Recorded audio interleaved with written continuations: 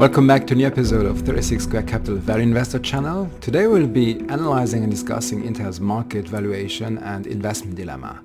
If you like the channel, do not forget to subscribe and hit the notification bell.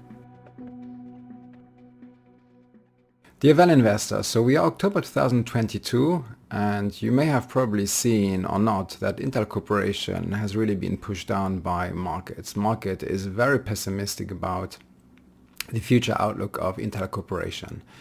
So the intention is that we have a look and we use the methodology that we are discussing in the value investing course, the art of value investing, where thousands of students have learned how to look at companies as an investment opportunity through the methods that I learned from reading and listening Benjamin Graham, Warren Buffett and Charlie Munger. So remember, the content is educational and it's no solicitation to buy or sell Intel Corporation.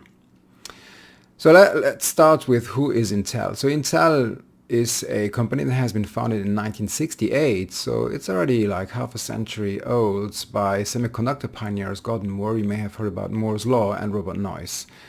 And today the main business segments are, in fact, obviously they are selling microprocessors, so semiconductors for desktops, laptops, servers, those kind of things. It's called the client computing group. They're also selling data center and AI group, where they also have other types of processors. And then they are selling also high performance connectivity and compute solutions for network and edge group. And we're going to see the figures in the upcoming slides, where their revenue and their profits are coming from. And then they have three, as they reported, three types of emerging business segments, which is everything related to high performance computing. Mobileye, we're going to be discussing at the very end of this video, where Mobileye in fact is a division of Intel. In fact, it's an acquisition of 2017 of Intel that they're trying now to sell through an IPO. And then we have also Intel Foundry Services, which is providing services of their manufacturing chain to external companies that would like to build their own chips but don't have the manufacturing capacity that Intel has. So if you look at their revenues, so today, and I'm looking here at the latest quarterly revenues, by the way, I think it's next week that they're going to be publishing, so end of October, their next, so Q3 2022 revenues.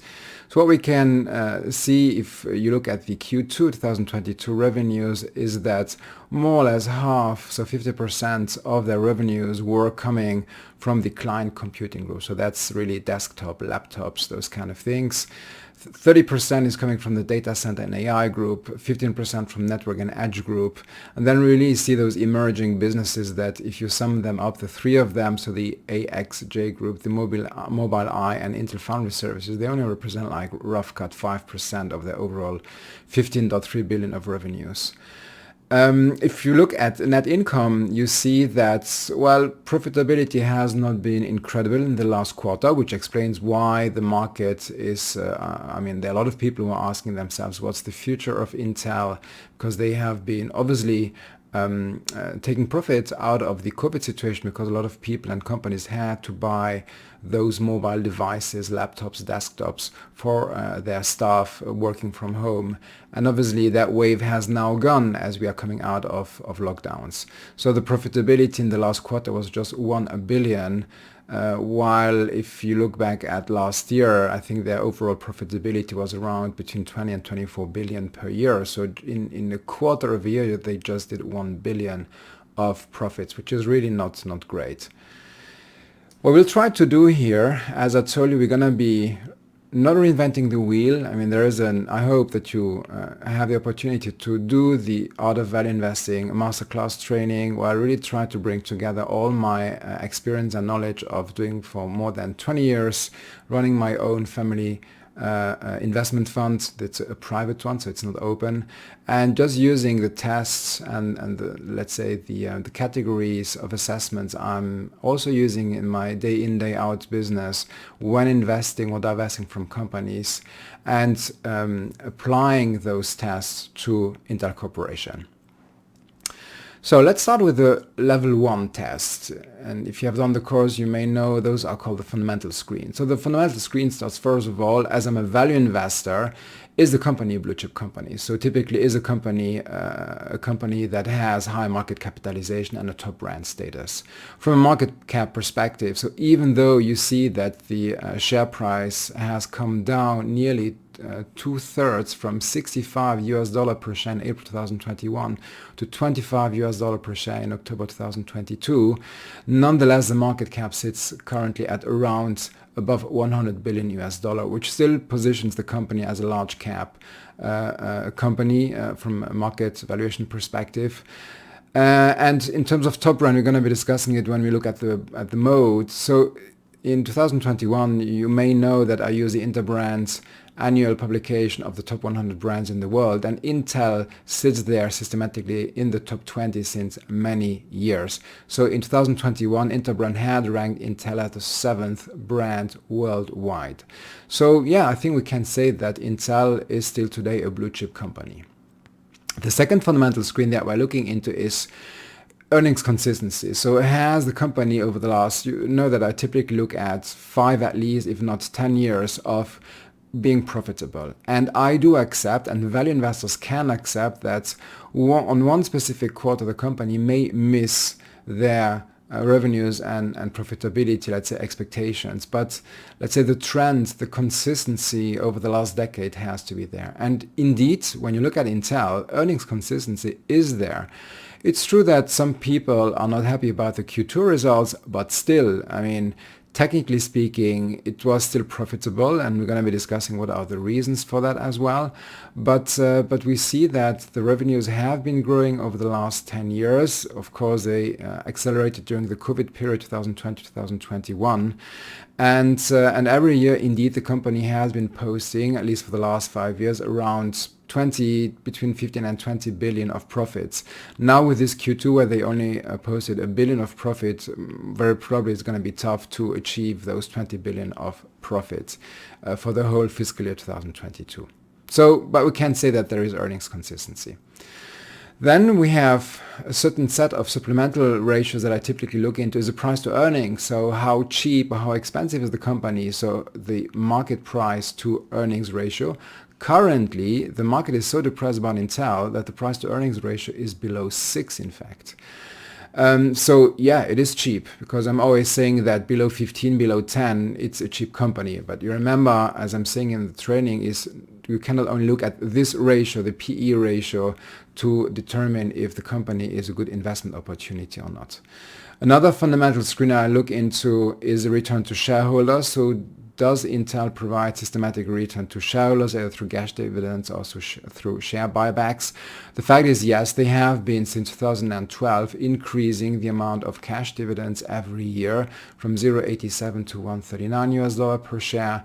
And also over the last couple of years, they had approximately 2% of yearly share buybacks that were providing as a non-cash return to them. An important fundamental screen that we look into as well is the payout ratio. So the payout ratio is still in the range of 48 to 30%. We're going to see this year in 2022 what will happen, but we're going to be discussing this in the debt to equity ratio as well. One of the things that I learned from Warren Buffett is that in a company, or let's say to find out if the company has a durable moat, is looking at their consistency on return on invested capital. And indeed, Intel, for the last decade, they are systematically above 10% in terms of return on invested capitals. Remember, ROIC is return on debt plus equity. So on all the capital bringers to the assets of the company. So there, indeed, also Intel, it looks like Intel has a good consistency on return on invested capital, which could be one of the fundamentals to show that they have a moat. Debt to equity, you know that I hate debt in general. If it is in my private life or also in my professional life, I never try to leverage. And one of the fundamental ratios that we look into the fundamental screens, the level 1 test, is really looking at debt to equity. And indeed, if you look at the balance sheet of Intel, the debt to equity is for the time being very low, because they have retained a lot of profitability over the last years, a lot of earnings that have been retained. So they have at least 3 times more equity versus debt. And that's the reason why the debt to equity ratio is at 0.35. And I'm always saying that debt to equity should be below 1.5, below 1. Depends, of course, on the industry.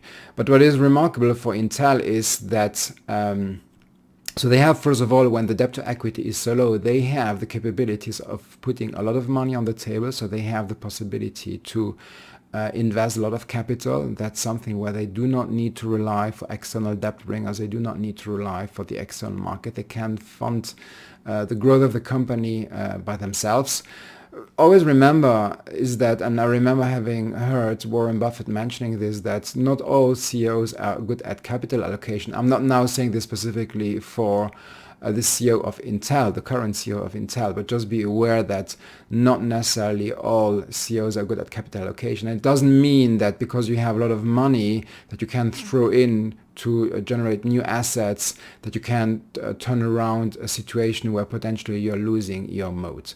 But at least from the fundamental screens, the debt to equity is good as well. So what we see, in fact, if you wrap up all the level 1 tasks, is that they all tick the box. So it's a blue chip, earnings consistency is there, price to earnings is currently very cheap, return to shareholders has been systematic, return on invested capital above 10% for the last decade, and debt to equity pretty low, which gives also then capabilities of employing capital.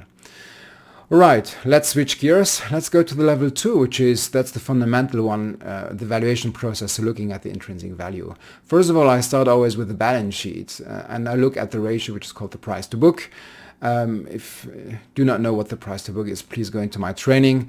So the price to book, I'm always saying it has to be below 3, below 1.5 if possible, while here the price to book currently is at 1.05. So basically, if you would have unlimited financial resources, you would be able to buy the company for what the company is worth. And normally you don't do that as an investor. You buy companies for the future streams of cash that the assets will generate in the future. And that's not the case here. So it basically feels like the market is so depressed on Intel that they are just valuing the company at what its balance sheet is worth. So that's again a signal that the market is pretty depressed about Intel. One of the things that I'm also explaining in the training, if you remember, if you have done the training, is there any possibility to adjust the balance sheet? And I look at two things, the goodwill and intangible. So that's really, let's say, the brand valuation, for example. And it's interesting to see that currently in the balance sheet of Intel, there are 27 billion of goodwill sitting there and 16 billion of non-goodwill related intangible assets.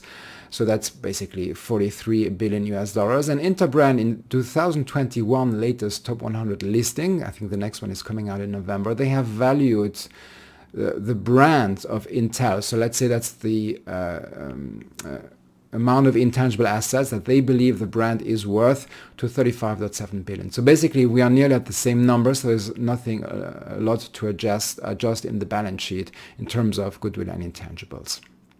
One of the things, I mean, I didn't have the time to do this analysis, but one of the things where very probably there is an adjustment to be done, which makes the company even cheaper from a price to book perspective, is adjusting property, plant and equipment. Again, this is being discussed in the training, but currently in the balance sheet of around $170 billion, there are around $40 billion that are carried in terms of properties for Intel, and very often the properties are carried at cost, which is very often a way on how increasing the valuation of the company. But we would need to do a deeper analysis on that, but I definitely presume that there is some supplemental margin of safety to be extracted in terms of valuation of the amount of property that the company carries in the balance sheet.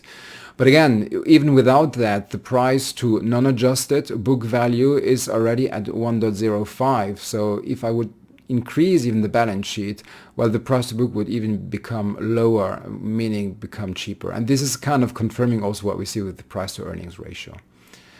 So in terms of valuation, I mean, I typically use those three models, the dividend discount model with the golden growth model when I look at cash dividends. So currently the yield, the dividend yield, the cash dividend yield of Intel is pretty nice. So if I use the various formulas, I end up at an intrinsic valuation of $78 per share, while the company currently is sitting at around $25 per share. So that's a huge difference between the two. Of course, we may have here the conversation, what cost of capital did I use? I used 8.5%. Is that big enough versus the current risk on Intel? What is the dividend growth I used from a yearly perspective? So year over year, I used 6%, which is the historical year-over-year growth.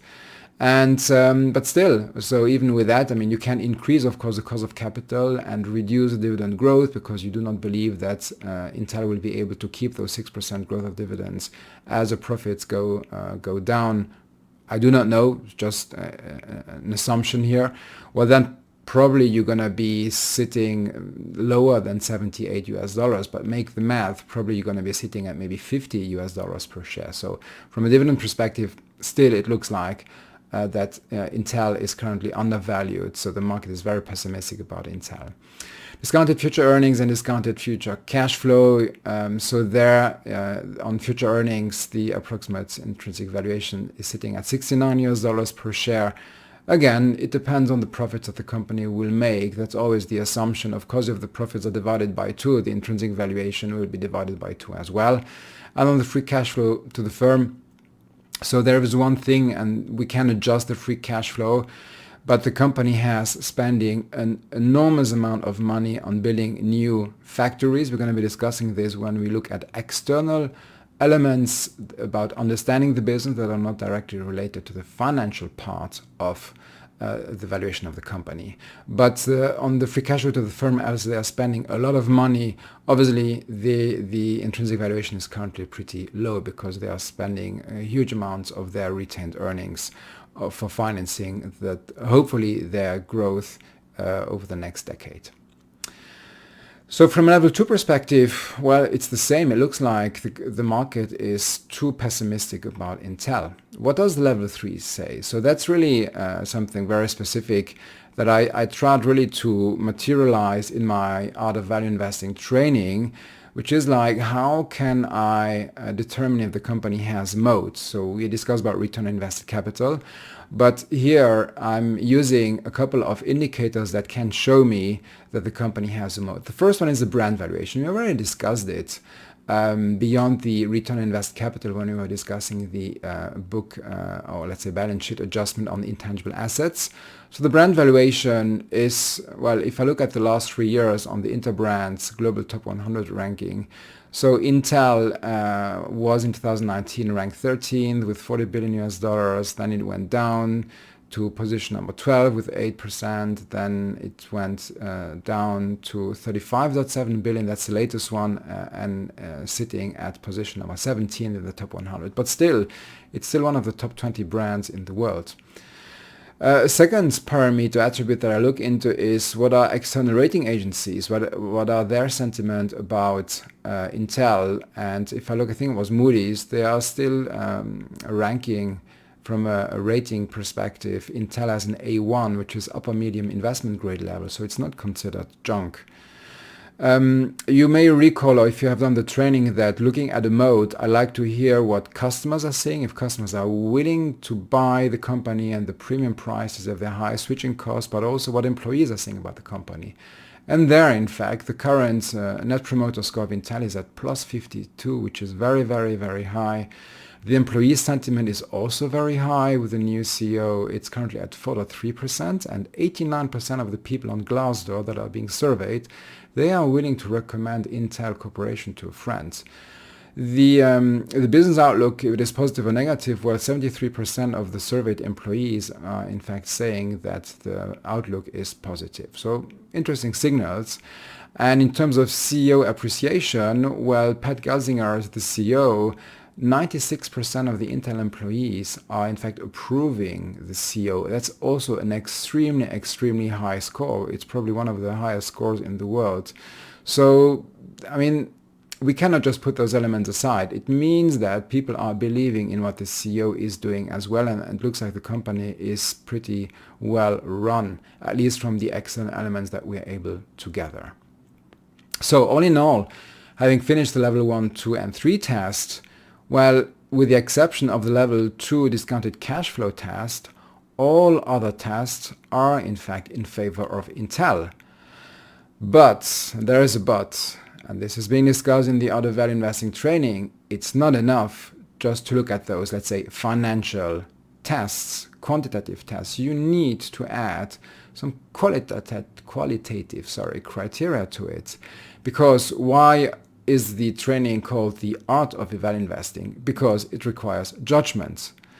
And this is where, for those who have done the training, you may recall that in one of the early chapters and lectures, I'm discussing extensively that you need to act as a business owner and you need to define your circle of competence. I was, for example, giving the example of the biochemical industry. It's not an industry I'm competent in, so I'm not investing into pharma, for example.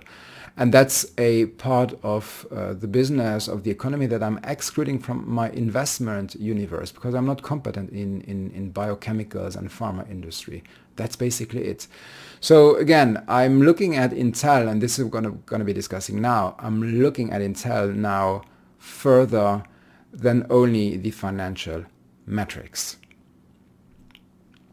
Now, we want to look at Intel from a business perspective. We want to have an understanding of Intel. And it's maybe a coincidence, but I've been active in the tech industry for many decades. So I'll try to share my perspective on Intel and just look back. And this is an extract from the training where you may remember the BBC interview of 2012 of Charlie Munger, where he's saying that you have to deal with things that you're capable of understanding. And when you have passed that test, you need to check if the business that you potentially are willing to invest into is carrying some characteristics or has some attributes that is giving to the business a durable advantage. And this is what we're going to be discussing now.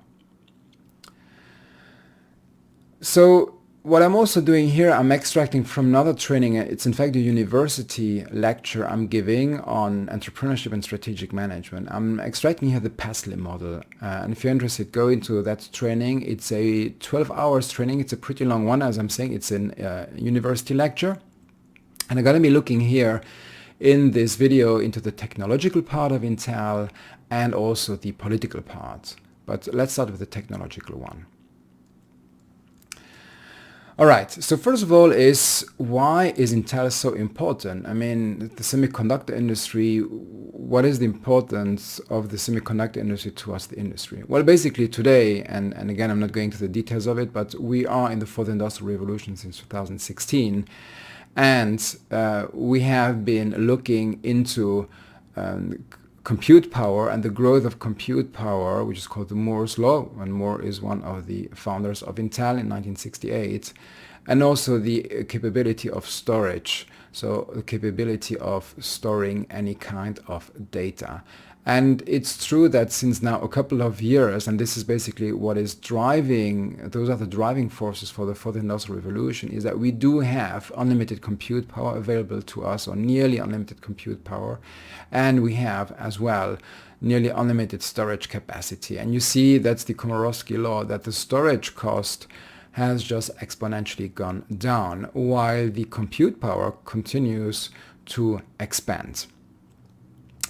And in order to try to understand and make it meaningful what Intel's industry is looking like, I in fact found when doing my homework, and I've spent a whole week analyzing and trying to understand what is the current status on the semiconductor industry. And again, before I go and I turn into that, again, I want to tell you, as an investor, if you're an investor, you cannot just look at those three fundamental tests or ratios or one ratio and decide to put all your money into an investment. You need to understand the business that you're putting your money into. That's really fundamental. I can only insist and re-insist on that. So I tried, even though I was active in the tech industry for more than 20 years, also in very senior management positions, I tried to make myself an update where we stand today in terms of semiconductor industry. And I came across this very interesting report from the Boston Consulting Group that has been done together with the Semiconductor Industry Association, which is giving kind of a perspective where the industry is currently sitting in. And the first thing is, when we speak about semiconductors, and when you just look at the business segments of Intel, you can see that there are different types of semiconductors. And I think that this chart is pretty meaningful for a couple of reasons. The first one is that it gives an overall valuation of what is a total addressable market, at least in 2019. And in 2019, global sales for semiconductors worldwide have been of 412 billion US dollars, according to this report. What is more interesting is that the report classifies the let's say the semiconductor world into three categories. You have the DAO, which is a discrete analog and optoelectronics and sensors, which represents, depending on where you're in mobile phones, it represents 33% of the sales. In PCs, it only represents 18% because PCs, in fact, do not carry a lot of sensors and optoelectronics. In a car, look at the auto industry at the very right end of the graph. In the car industry, the DAO segment represents 59% of the sales into that segment. It's normal. Cars need a lot of sensors to be able even to do some kind of autonomous driving. I'm not saying a fully autonomous, but a semi-autonomous driving, for example. Then you have the logic segment. That's more like the typical microprocessors that we all knew historically. So there you see that in the PC world, that's representing 64% of the sales, while in the auto industry, it only represents 35%, and in mobile phones, only 28%. Then we have memory, that's storage, and also everything that is memory that is being used by the main microprocessors for running the operating system, running the applications. But also the storage is part of the memory. And there you see that between the mobile phones and the auto industry, that in fact the percentages of global sales, they in fact diverge pretty much from one to the another. So you see that you have those three segments of technology. So those optoelectronic sensors, that's one category. You have all those logical calculation microprocessors, and then you have all those memory related, let's say, semiconductors. If it is permanent storage like hard disks, USB sticks, but then also the in-memory chips that you have on mobile phones, on PCs, etc. And Intel, according to them, they say that their total addressable market, because they are not active in all markets, and we're going to be discussing competitors later on, but they say that basically in the data-centric industry, they have around 230 billion addressable market, and on the PC industry today is only representing a maximum of 70 billion on their products that they are selling. And they're not the only ones selling let's say chips to the PC world. You have AMD, for example, as well.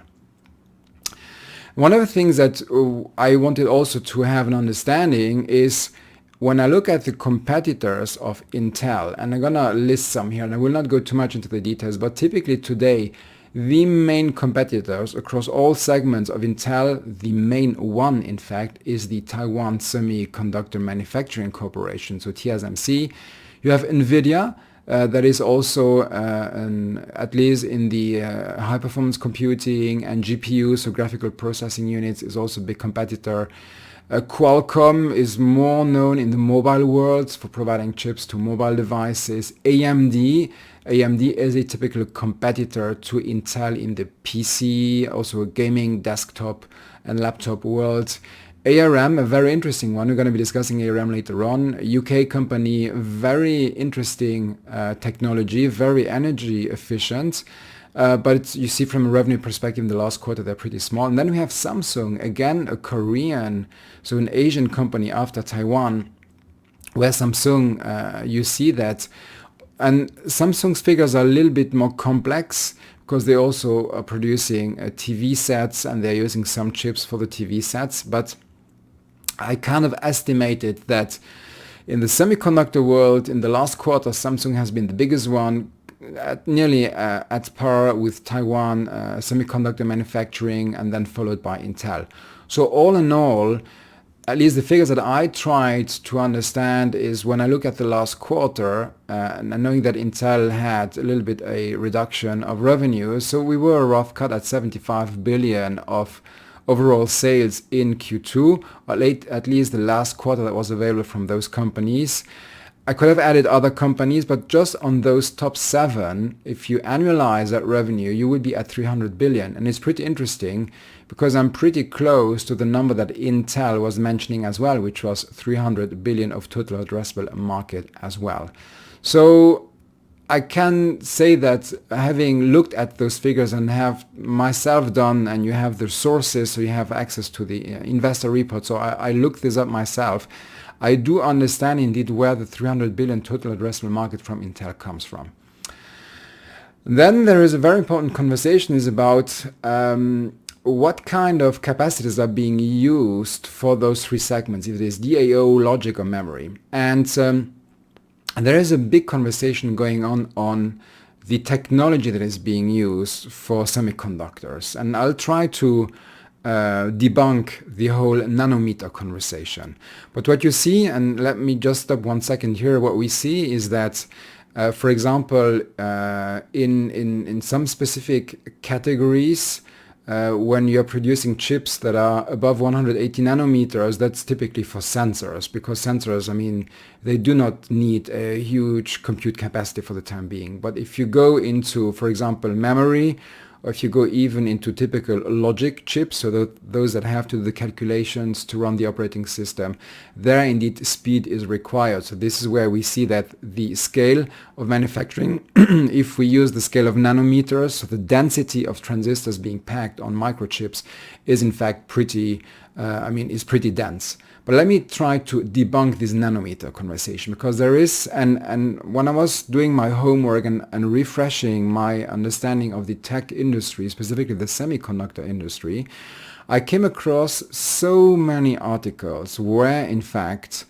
even analysts were all talking and blaming or complaining about Intel, that Intel was not able to manufacture at the nanometer scale that, for example, Taiwan Semiconductors was doing, or Samsung.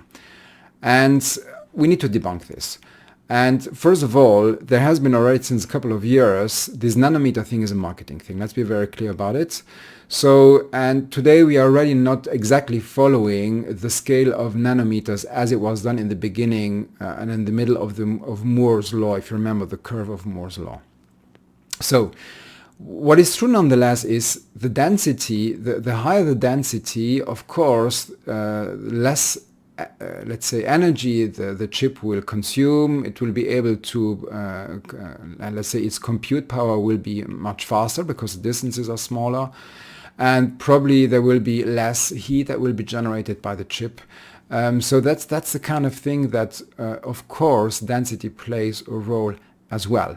But where I need to debunk things, and I really try to make it meaningful and easy for you to understand, is that it's not just about the nanometer scale of the microprocessor. And it happens that, and you're going to understand why Intel is now changing its taxonomy, is that you may have an Intel 10 nanometer chip that in fact competes with the Taiwan 7 nanometer node.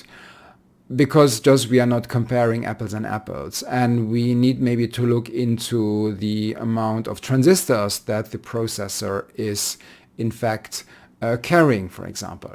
One of the things that is being discussed now, because if you go to, and you're gonna see some articles going to 5 nanometers, 3 nanometers, is also giving the impression to consumers that we're going to be at a physical limit.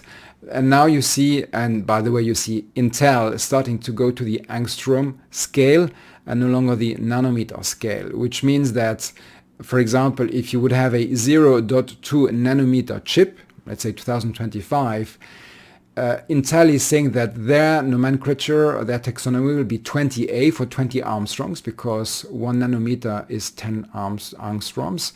While of course in terms of marketing, if TSMC is selling a 2 nanometer chip, it still looks better because the figure is smaller from a marketing perspective than an Intel 20A. But okay, we'll let that to the consumers and to the customers decide.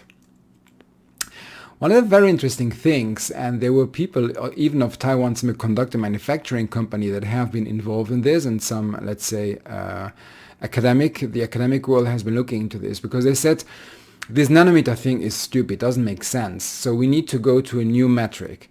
Now you may be smiling on this, but there has been a proposal. I think the intention of the proposal is good, but the way how they define the metric is not understandable for a normal person, is they came up with this LMC post-nanometer metric. So it's basically looking at the logic, memory, and connectivity capabilities of a transistor, of a logic transistor. And they're coming out then with, let's say, taxonomy, where you would have, as an example, a 38 million in terms of logic density, 383 million in terms of memory density, and 12K in terms of connectivity metric.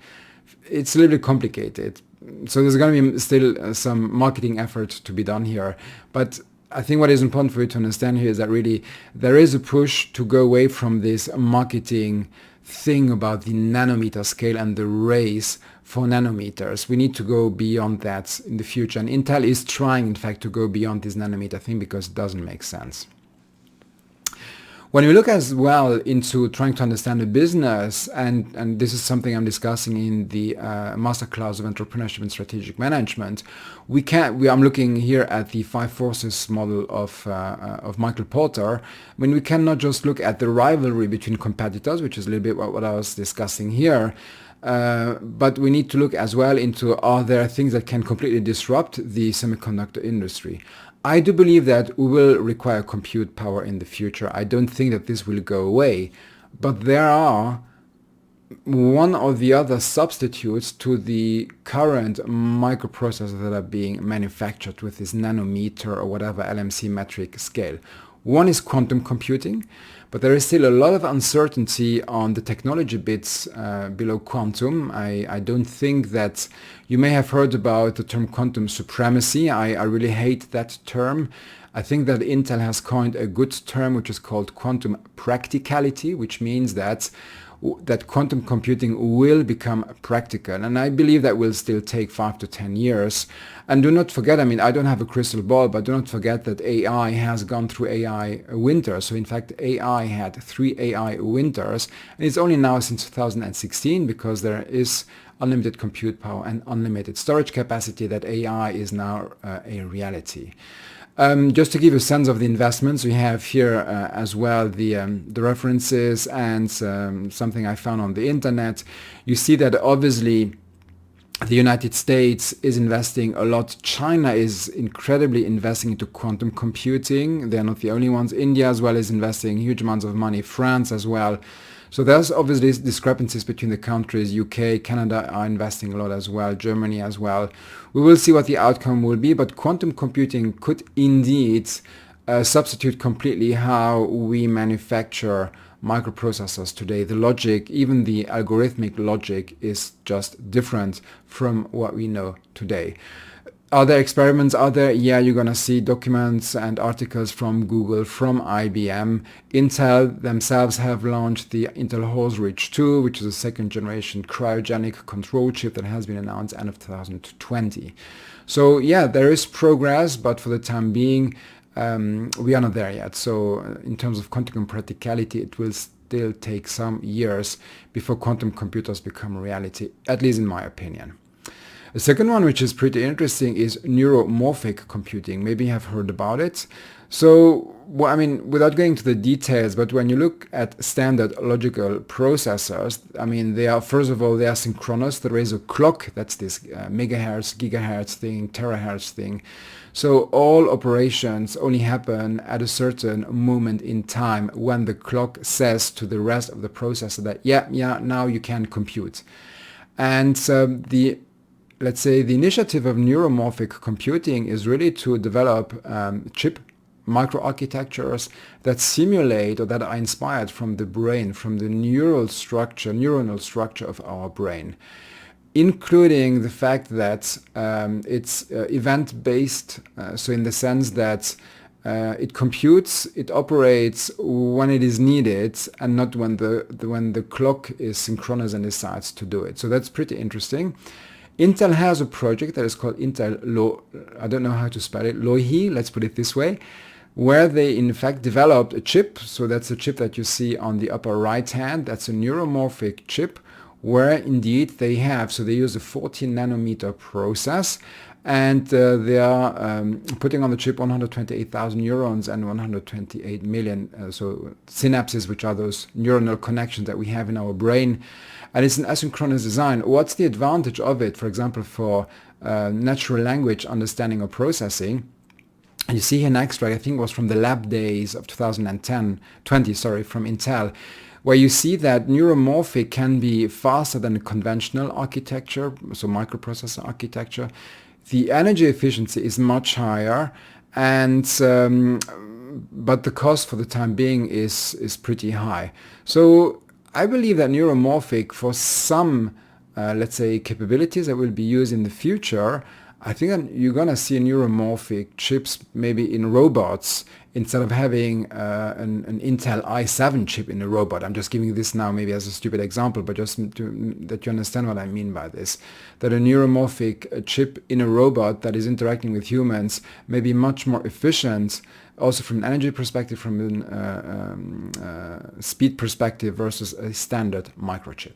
So let's see, but those are potential substitutes that gonna be potentially eating up part of the existing market where Intel is selling into, and that's probably the reason why also they are investing into those new initiatives, but they're not the only ones.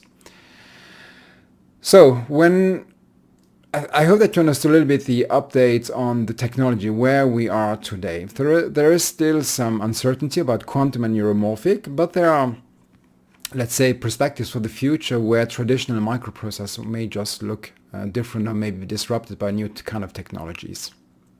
One of the things where Intel as a US company is, let's say, facing, and we discussed it very quickly when we were looking at the top 7 or let's say top 6 competitors of Intel.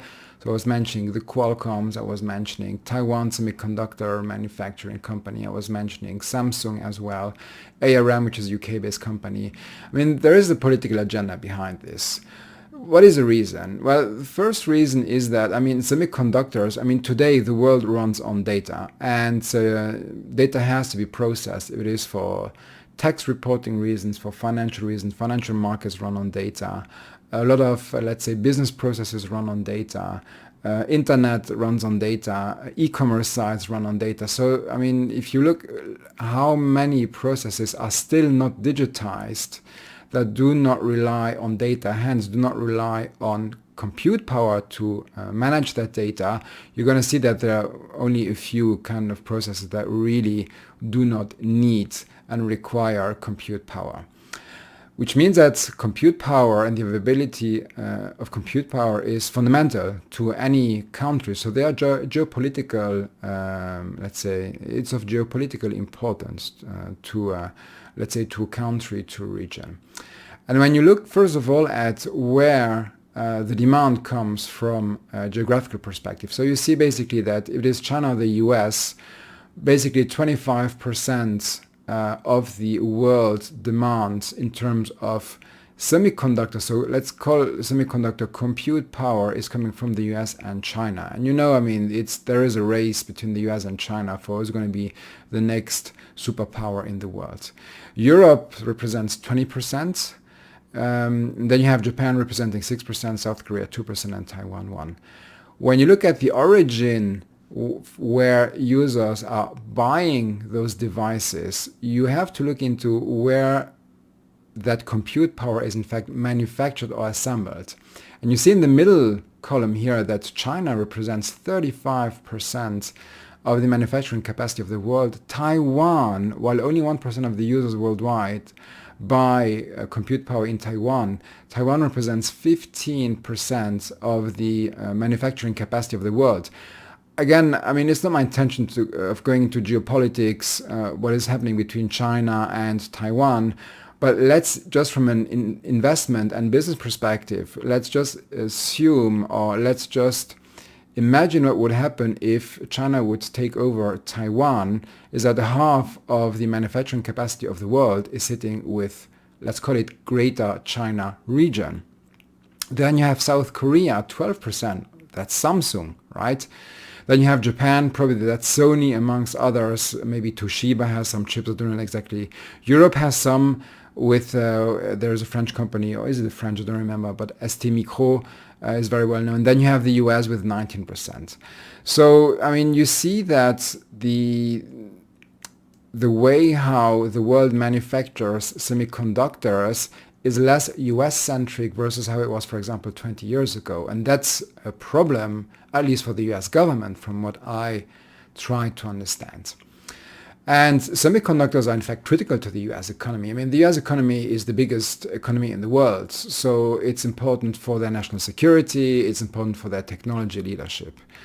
And what is going on is that other actors like China, like Taiwan, like Japan, like South Korea are heavily investing into the semiconductor industry. They have understood that, well, at least today, we're going to have, first of all, more and more needs for compute power when robots will become a reality in our daily lives. And we are having more and more data, so the compute power expectations are continuously growing. And what is interesting to look into is that the US share of commercial semiconductor manufacturing has declined, what I was mentioning 2 minutes ago, from 37% in 1990 to just 12% today. That's really, really, really low. So it means that the US economy being the leading worldwide economy, semiconductors or compute power is important for the national security and technology leadership, but they only manufacture 1 out of 10. So where are the other ones manufactured? Well, you understood it. It's China, Taiwan, South Korea, Japan, and even Europe. So the intention of the US, let's say, government is really to bring this back to the US. And for that, what they did is they have announced the CHIPS and Science Act. So the US CHIPS Act is in fact providing around 53 billion US dollars of, amongst others, 39 billion of US dollars for manufacturing incentives. So basically, if you're building a chip manufacturing plant in the US, you're gonna get incentives from the government, direct incentives. Then you're going to have as well support for everything that is related to research and development and workforce development in that specific technology area. And you're also going to have a 25% tax credit. So there's an incentive for the semiconductor manufacturing world for companies that are, let's say, active in the semiconductor world and are related to the United States. So, and what's the reason for that, as I already was mentioning in the previous slides, is that if I just look at 2021, there were 25 fab construction projects. So it is either new constructions or expansion of existing capacity that had been announced by countries that for some of them are US partners, like Europe region with the various countries in Europe, South Korea, Japan, Taiwan, and Singapore. And at the same time, in 2021, there were only 4 fab projects that were announced in the US. So again, if the US only represents 12% of the manufacturing capacity worldwide, I mean, that's not good for the US. And so let's make things worse, is that, and this is a joint, let's say, letter that has been signed by senior leaders from Alphabet, so Google, Apple, Amazon, Dell, IBM, Microsoft, VMware, Ford, and General Motors in the US, is that the intention of the CHIPS Act, which I think was initiated 2021, if I'm not mistaken, well, it has still not passed, let's say, the legislative process. So it's still, I don't know exactly where it's sitting, it's still sitting with Congress. But for the time being, those incentives that were promised, so 52 billion and 25% tax incentives, well, it's not happening. So, yeah, I mean, a lot of people are now complaining about this, saying, I mean, specifically US companies like, okay, US government, if you want to be serious about the CHIPS Act, you need now to get this through. And at least in June 2022, it was not through from what I understood.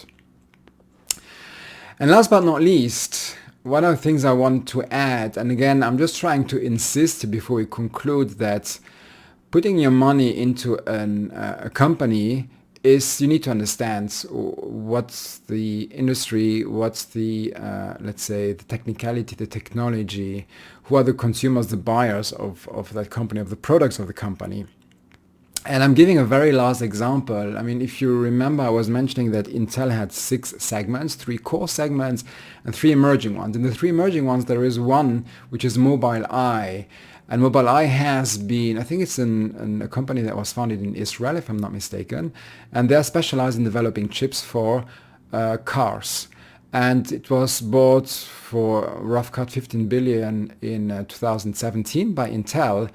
And if you did not do your homework and you would only rely on the level 1 to level 3 test, you may have missed that Intel tries to put Mobile Eye as a separate company on the stock exchange. So doing an IPO, so initial public offering with some underwriters.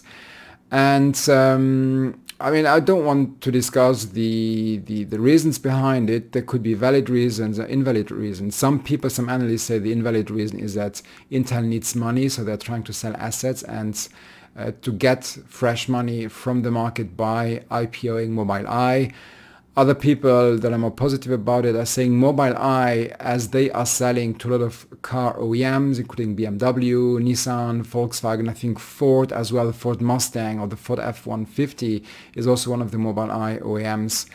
Well, it would be better if they would be independent of Intel and being seen as an own brand, which can make sense as well. And by the way, Mobile Eye, according to Mobile Eye, they're collecting over 25 million kilometers of data per day, which is huge, in fact. So through the OEMs that they are providing those, let's say, autonomous or let's say automotive chips to. So the IPO is expected 2022. The offering price should be between 18 and 20 US dollars per share. I've put you the listing of the prospectus for the IPO. That has been published on the Securities and Exchange Commission site, so you can read through it. And actually, when I was reading through it a couple of days ago, I found it pretty interesting when I looked at the balance sheet, because obviously I had to look at the balance sheet. For those who know me, that's normal for me. I always start looking at the balance sheet when I look at a company. And I noted that the company is carrying in its current liability, so current liability is a liability that has to be paid off in the next 12 months, that Intel and Mobile Eye have agreed that when the IPO has happened and hopefully Mobile Eye has collected somewhere between 15 and 16 billion of money by IPOing, that in fact they're gonna pay back the dividends short-term liability to Intel that is worth 3.5 billion. Interesting, isn't it?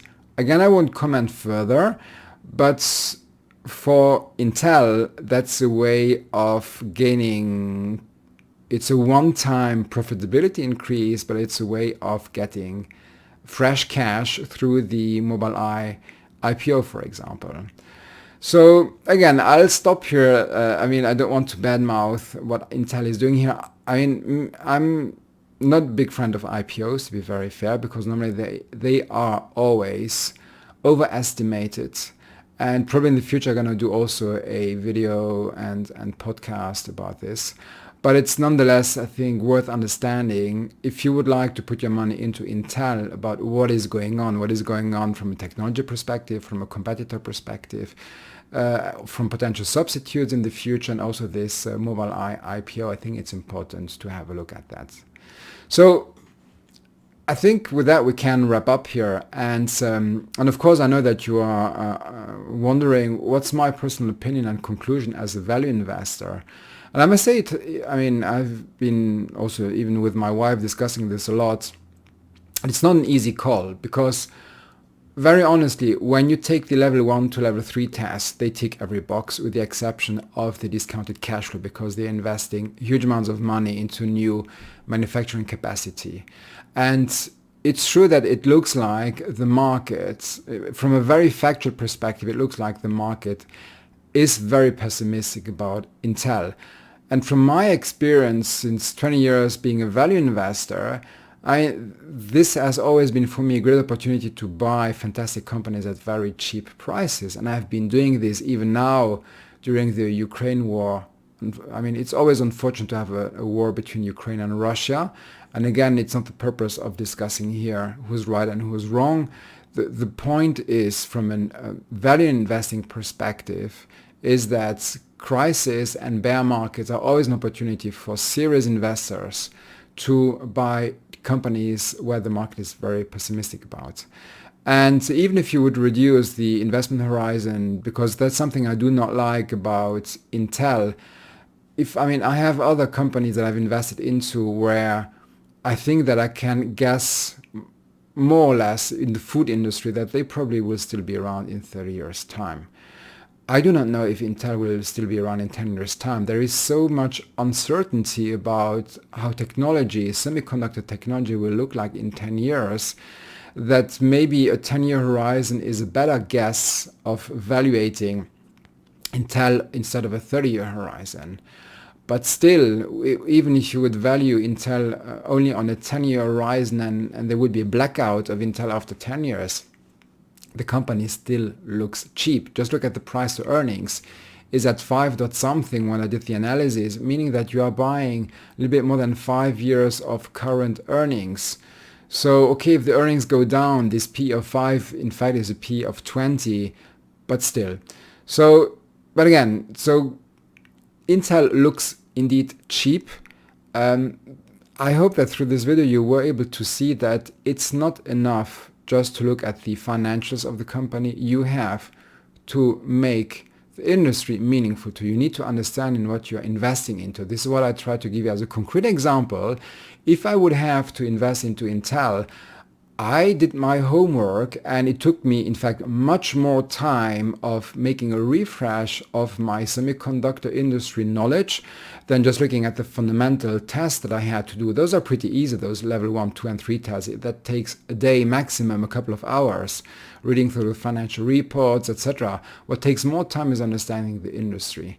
So if there would be no other cheap opportunities on the market, well, yeah, there could be a chance that the portfolio of 36 Square Capital would have Intel in it. I'm still undecided, to be very honest. The reason is that for the time being, there are other companies that have better modes, where I have, at least I perceive, less uncertainty from a technology leadership perspective that are currently available. So what I'm doing is I'm strengthening my existing portfolio of companies, and you may recall that I only have around 10 companies in my portfolio because I go into those analyst calls, I listen into what is going on with the company, I read the financial reports every quarter, and that's a lot of work. I cannot do this for 50 companies. And having said that, so I'm strengthening my position, so I'm doing cost averaging on my existing portfolio. I'm not saying that I will not invest into Intel in the future, but yeah, for the time being, I will still wait, and we're gonna see what is going to happen with Intel. And I know that you're asking for this. My personal decision for the time being has been not to buy Intel, but to keep it under monitoring. We'll see what the future will tell. So with that, I'd like to thank you for your attention.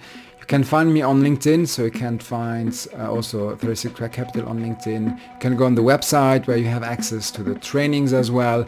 And also do not forget to subscribe to the YouTube channel or to the podcast if you're listening to this through a podcast. And hope to talk to you or to listen in the next episode of 36 Square Capital Value Investor Channel. Thank you very much and take care.